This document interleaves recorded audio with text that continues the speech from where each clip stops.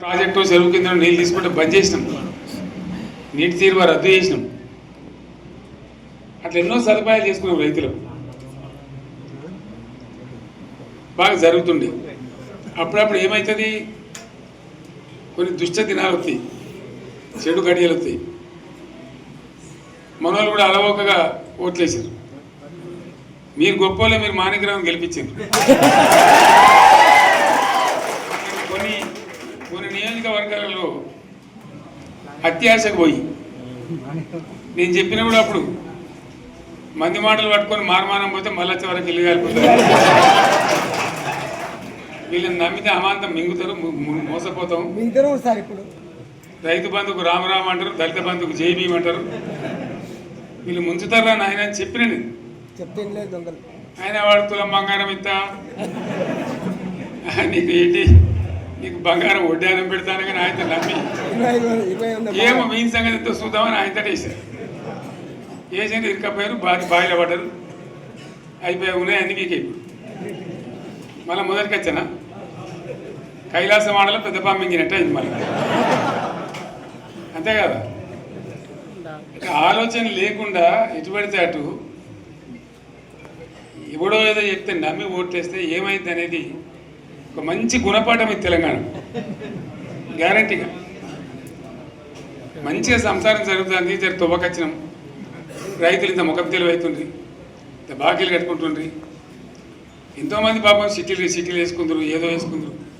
రైతు బంధు పైసలు పడితే ఎంత సంతోషం ఉంటుండే. ఆయన పోయి నేను కంగారు గడిచిపోయింది. ఇప్పుడు వాడు ఇతడో ఏడో భగవంతుని కనుక ఇచ్చినా కూడా మోసం. ఏదో మళ్ళీ ఎలక్షన్ కోసం దానికోసం చేస్తారు తప్ప కడుపు నిండా ప్రేమ ఇచ్చేది ఇట్లే ఉంటుందా? సర్పంచ్ ఎలక్షన్ పెట్టింది సార్. మనం ఉన్నప్పుడు కరోనా వచ్చింది. కరోనా వస్తే కూడా నేను రైతు బంధు ఆపలే. కరోనా వచ్చి రాష్ట్రానికి రూపాయి ఆదాయం రాకపోయినా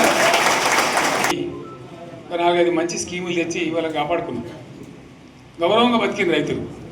ధీమా వచ్చినండి. రైతు బీమా పెడితే ఎంతమందికి సాయం జరిగింది? గుంట భూమి ఉన్న కూడా మంచిగా సాయం జరిగింది. చిన్న రైతు కూడా సాయం జరిగింది. అట్లా అందరికీ మనం గొర్రెల కాపలకు గొర్రెలు వేయడం కానీ, చేప పిల్లలు కానీ, అనేక రకాల అన్ని వర్గాల ప్రజలను ఎట్లా ఆదుకోని అట్లా ఆదుకున్నాం.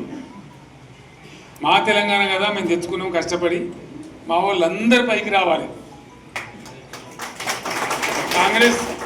కాంగ్రెస్ గవర్నర్ ముస్లింలో ఓట్లేసుకుని తప్ప ముస్లింలకు మనం చేసిందా? ఇమాం మౌజాన్లకు మన జీతం ఇచ్చిందా? మనం వచ్చినాకనే ఫస్ట్ టైం వాళ్ళని గుర్తించి వాళ్ళని గౌరవించుకున్నాం. ముస్లిం మైనార్టీ పిల్లలకు, మన గిరిజన పిల్లలకు, మన ఎస్సీ పిల్లలకు, మన బీసీ పిల్లలకు ఎంత మంచి రెసిడెన్షియల్ స్కూల్ పెట్టుకున్నాం. అందరినీ కూడా ముందుకు తీసుకుపోవాలి.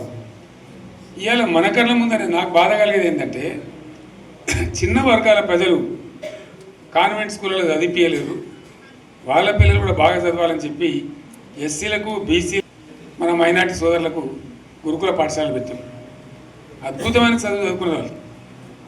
ఇవాళ మొత్తం రోజు బడి పిల్లలు విషాహారము, కడుపు నొచ్చుడు, బాధపడు, పురుగులు అన్నం పెట్టుడు. పిల్లలు వెళ్ళిపోతున్నారు ఆ స్కూళ్ళ నుంచి, ఇళ్ళకి వెళ్ళిపోతున్నారు. తల్లిదండ్రులు కూడా భయపడి తీసుకుపోతున్నారు. ఏం ఘోరం ఇది, నాకు అర్థం కాదు.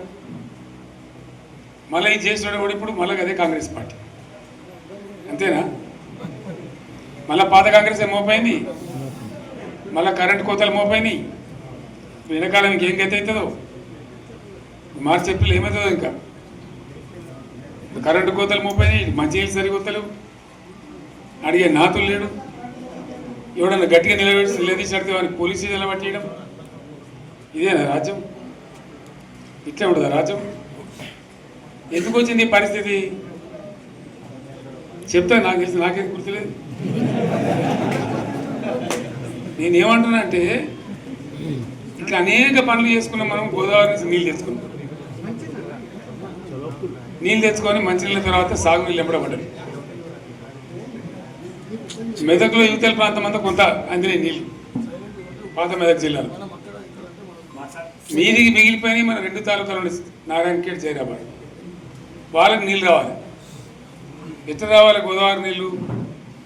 సింగూరు ఓ టైంలో నిండుతుంది, ఓ టైంలో నిండదు. మరి నిండినప్పుడు ఎట్లా? గోదావరి నీళ్ళే దిక్కు.